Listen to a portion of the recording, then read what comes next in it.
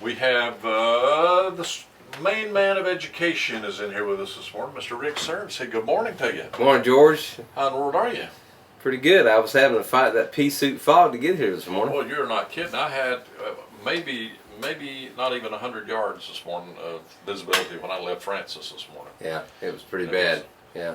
Just and we were talking on the air about watching for school buses and how the brilliant idea we discussed this first thing this morning, that whoever came up with the strobe lights on the school buses, it's for stuff just like this. Yeah. You know, prime time and late dealing. So most definitely. Yeah, we've got school till Friday. Yes. And this is one of the later times, that we have school right before Christmas. So just keep in mind, kids will be out there until Friday, and then here's Christmas. Exactly. But yeah, just be careful out there. We got a lot of things going on, and but we're gonna have a little break after Christmas. Yes. End of January. Well deserved and well earned break. Yeah. And so some of the teachers are starting to notice that kids are getting a whole lot of Christmas candy here this time of year, and it's like popcorn in the classroom. Well, they just got through eating their Halloween candy. Now they're starting on the Christmas candy. Right? Exactly. So they're popping up here, there, and everywhere. Yeah. But a lot of good things going on. We actually last night I went to the all county football banquet. Yes. In a very distinguished ceremony. Had some great young men that we honored, and not only for the athletic talent, but I was really pleased to hear a number of these guys had very high grade point averages. Yes. And that's a credit to our young people that they can participate in athletics and keep the grade point averages up. So very proud of these young men. Well, I've said it, and everybody that is even close to it knows, athletics keeps a lot of these kids in school. Absolutely. And it keeps a lot of kids doing their homework, where if they did not have athletics, they wouldn't care what their grades were. Well, George, not only athletics, but you're a big FFA supporter. And, yes. I mean, we have so many clubs and activities and things that kids can get involved in, and that's what makes school fun.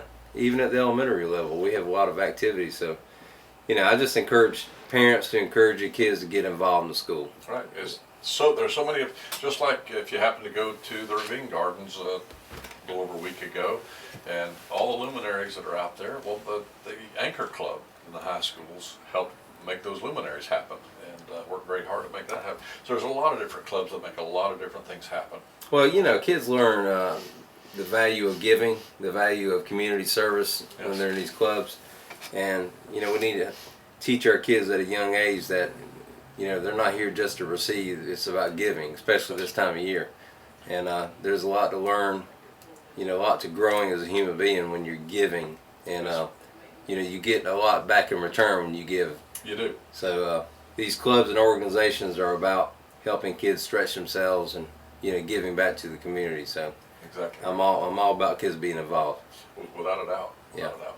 So when you go into this mode, the schools shut down, the buildings shut down pretty much, and you're saving electricity, doing all the new things. I was amazed at some of the things that happen, the cost saving, energy efficiency things that happen countywide with absolutely doing that. And I'm glad you mentioned that. This year, the week of Christmas, those days after Christmas, we're actually shutting the entire system down.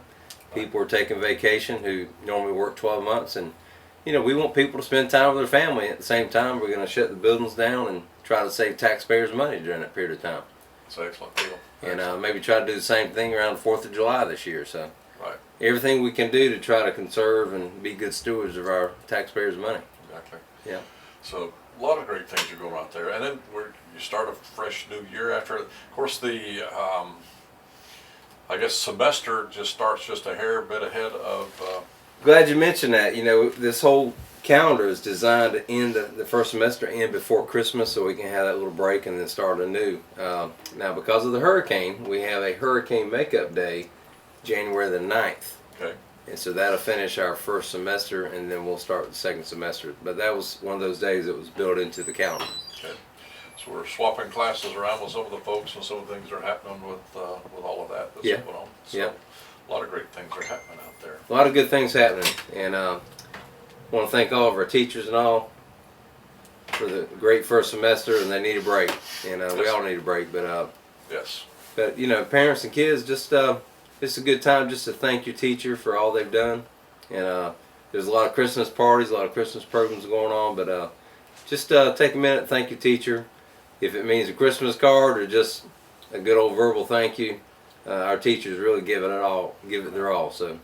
Yes, and there's just a lot of, another new deal that just recently happened. We had a couple of kids in from James A. Long, and they did the Princess and the Pea deal they did out there. So, Mr. Pignato, you got people coming up for the next several years, so don't think about retiring. You can, we'll bring you in your wheelchair. You can still direct the music. We have a lot of good arts programs, and by the way, I went to the performance of the Nutcracker this past Saturday night. Fantastic. LaFara Davis, one of our own, Yes. Graduate 2001, had second annual Nutcracker, and we had a number of kids perform ballet. And I normally don't watch a lot of ballet, but I was impressed. I'm with you. Man, the town up there was amazing.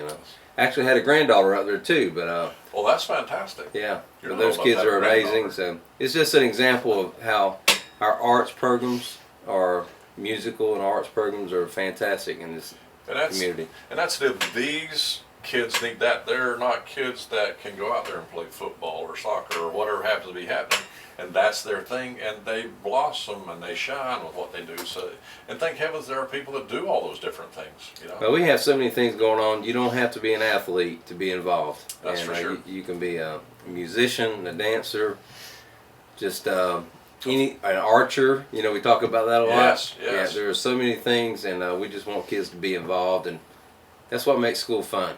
That's It really for sure. does. And all the great technical programs having, the welding, the auto mechanics, just all those things that happen and just do such a fantastic job. Absolutely, and I want to personally thank you. I know you've been involved in our community, especially with the FFA and the alumni, and it's because of people like you that we have these programs. So I enjoy the kids. I thoroughly enjoy what they do. I mean, right after, our kids are going to have to study because State Fair comes up the first week of February, and we'll have livestock judging competitions, and the state horse judging competition will happen down there at the State Fair the first week of February. So they're having to study through, even though they're off, they're having to study and get stuff together so we can compete and be tough. yeah, they're gonna have to work a little bit over the holidays, aren't they? Yes, they are.